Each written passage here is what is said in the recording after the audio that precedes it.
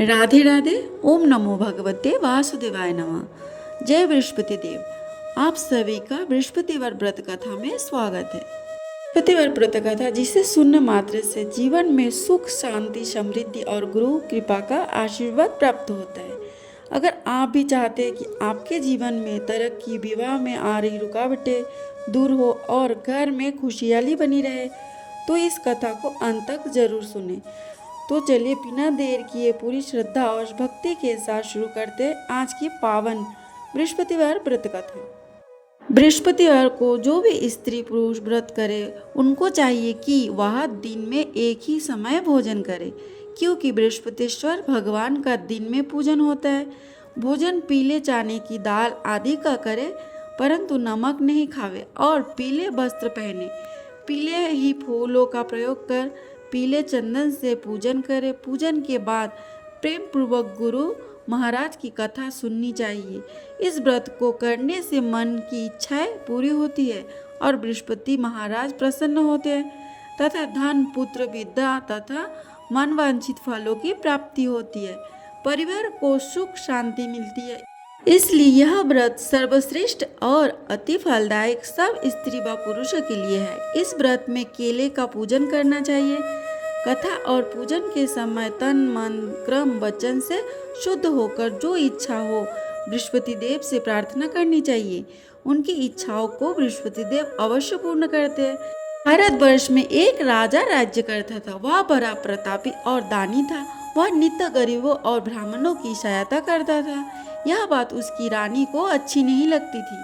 वह ना ही गरीबों को दान देती, ना ही भगवान का पूजन करती थी और राजा को भी दान देने से मना किया करती थी। एक दिन राजा शिकार खेलने वन को गए हुए थे तो रानी महल में अकेली थी। उसी समय बृहस्पति देव साधु के वेश में राजा के महल में भिक्षा के लिए गए और भिक्षा मांगी। रानी ने भिक्षा देने से इनकार किया और कहा, हे साधु महाराज, मैं तो दान पुण्य से तंग आ गई हूँ।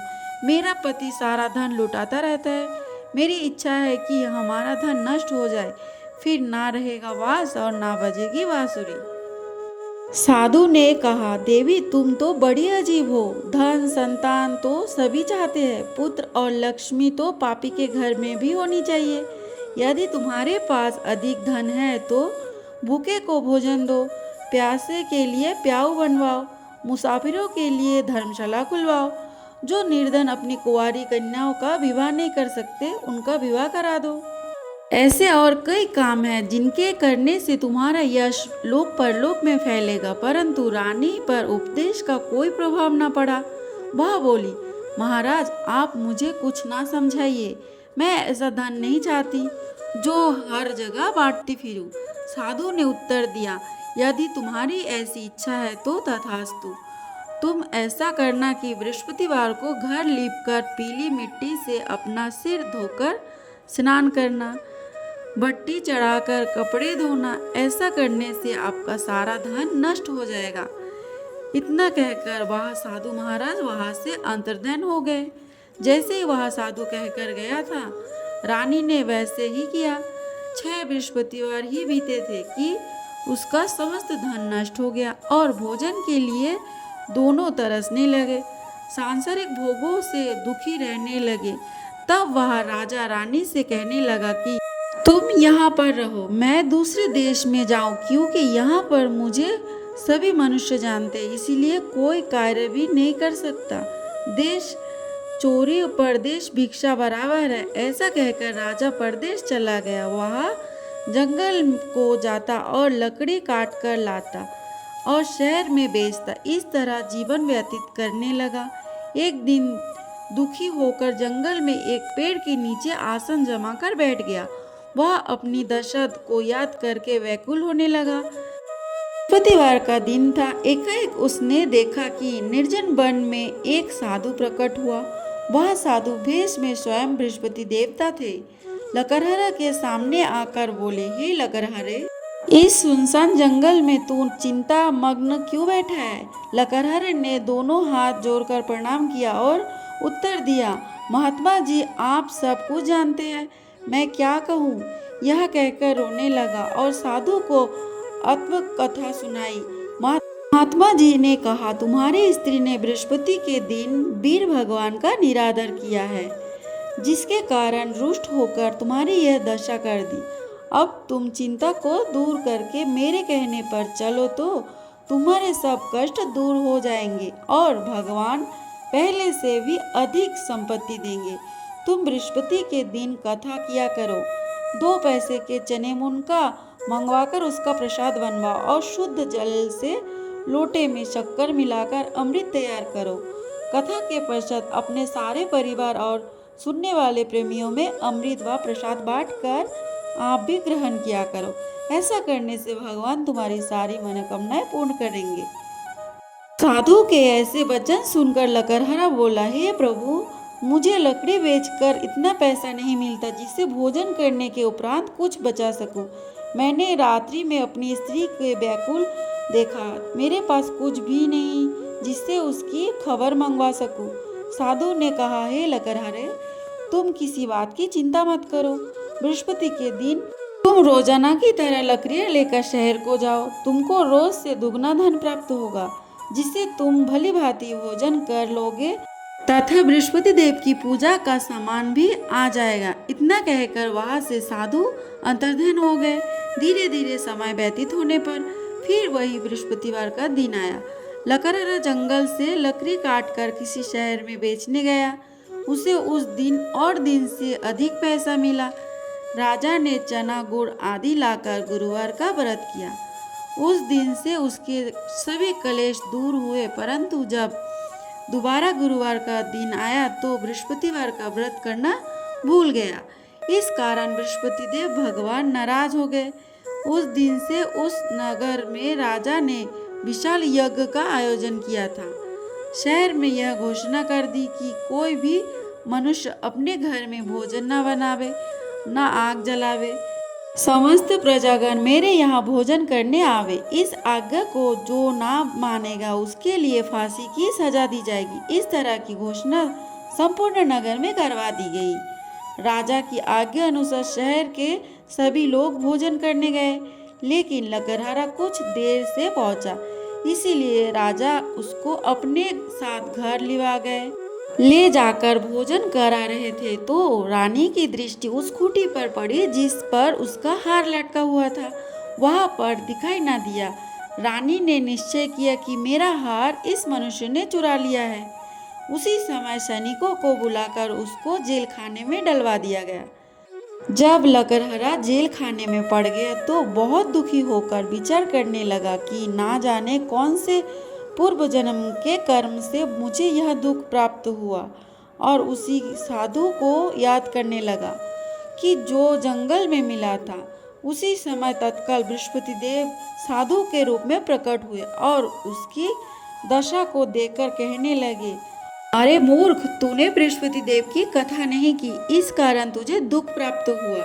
अब चिंता मत कर, बृहस्पतिवार के दिन जेल खाने के दरवाजे पर 4 पैसे पड़े मिलेंगे, उनसे तू बृहस्पति देव की पूजा करना, तेरे सभी कष्ट उसी रात दूर हो जाएंगे। बृहस्पति के रोज उसे 4 पैसे मिले। लकड़हारे ने कथा कही। बृहस्पति देव ने उस नगर के राजा को स्वप्न में कहा, हे राजा, तुमने जिस आदमी को जेल खाने में बंद कर दिया है वह निर्दोष है, वह राजा है, उसे छोड़ देना। रानी का हार उसी खूंटी पर लटका है। अगर तू ऐसा नहीं करेगा तो मैं तेरे राज्य को नष्ट कर दूंगा। इस तरह रात्रि के स्वप्न को देखकर राजा प्रातःकाल उठा और खूंटी पर हार देखकर लकड़हारे को बुलाकर क्षमा मांगी तथा लकड़हारे को यज्ञ सुंदर वस्त्र आभूषण देकर विदा किया तथा बृहस्पति देव की आज्ञा अनुसार लकड़हारा अपने नगर को चल दिया। राजा तब अपने नगर के निकट पहुंचा तो उसे बड़ा आश्चर्य हुआ। नगर में पहले से अधिक बाग, तालाब और कुएं तथा बहुत सी धर्मशालाएं, मंदिर आदि बन गई है। राजा ने पूछा, यह किसका बाग और धर्मशालाएं है? तब नगर के सब लोग कहने लगे, यह सब रानी और बांदी के हैं। तो राजा को आश्चर्य हुआ और गुस्सा भी आया। तो रानी ने यह खबर सुनी कि राजा आ रहे हैं तो उसने बांदी से कहा कि हे दासी, देख राजा हमको कितनी बुरी हालत में छोड़ गए थे।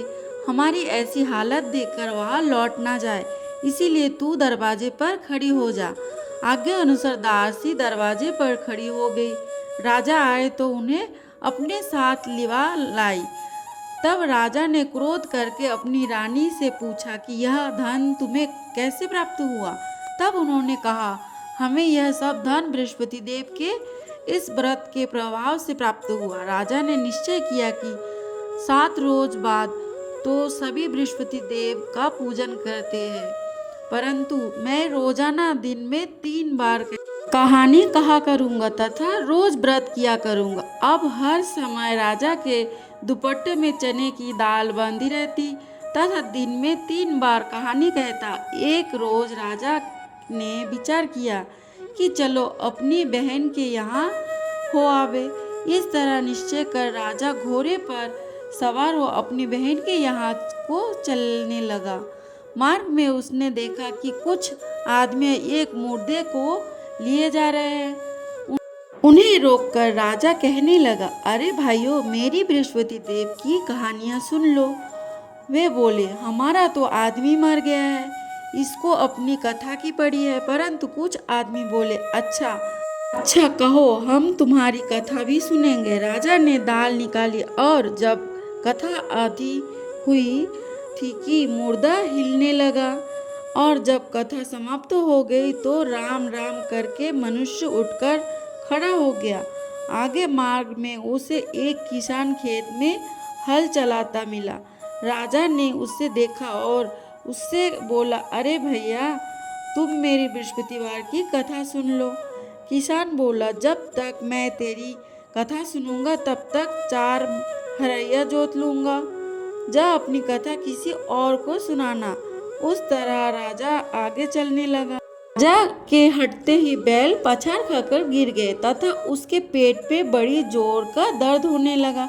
उस समय उसकी माँ रोटी लेकर आई। उसने जब यह देखा तो अपने पुत्र से सब हाल पूछा और बेटे ने सभी हाल कह दिया। तो बुढ़िया दौड़ी दौड़ी उस घुड़सवार के पास गई और उससे बोली कि मैं तेरी कथा सुनूंगी, तू अपनी कथा मेरे खेत पर चलकर ही कहना। राजा ने बुढ़िया के खेत पर जाकर कथा कही, जिसके सुनते ही वह बैल उठ खड़े हुए तथा किसान के पेट का दर्द बंद हो गया। राजा अपनी बहन के घर पहुंचा। बहन ने भाई की खूब मेहमानी की। दूसरे रोज प्रातःकाल राजा जागा तो वह देखने लगा कि सभी लोग भोजन कर रहे हैं। राजा ने अपनी बहन से कहा, ऐसा कोई मनुष्य है जिसने भोजन नहीं किया हो? मेरी बृहस्पतिवार की कथा सुन ले। बहन बोली, हे भैया, यह देश ऐसा ही है, पहले यह लोग भोजन करते हैं, बाद में अन्य काम करते। अगर कोई पड़ोस में हो तो मैं देख आऊं। ऐसा कहकर देखने चली गई, परंतु उसे कोई ऐसा व्यक्ति नहीं मिला जिसने भोजन ना किया हो। अतः वह एक कुमार के घर गई जिसका लड़का बीमार था। उसे मालूम हुआ कि उनके यहाँ 3 रोज से किसी ने भोजन नहीं किया है। रानी ने अपने भाई की कथा सुनने के लिए कुमार से कहा।